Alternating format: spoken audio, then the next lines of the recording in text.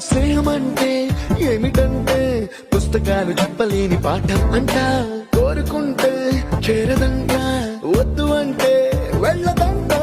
నేస్తమంటే ఏమిటంటే కన్నవాళ్ళు ఇవ్వలేని ఆస్తేనంట. ఇస్తూ నీకై ప్రాణం పంచిస్తూ తన అభిమానం, నీలో ప్రతి ఒంటరి తరుణం చెరిపేస్తూ ఎన్నో వేల కథలు. అరే ఇంకో కథ మొదలు. छोटी छोटी छोटी छोटी छोटी छोटी बातें,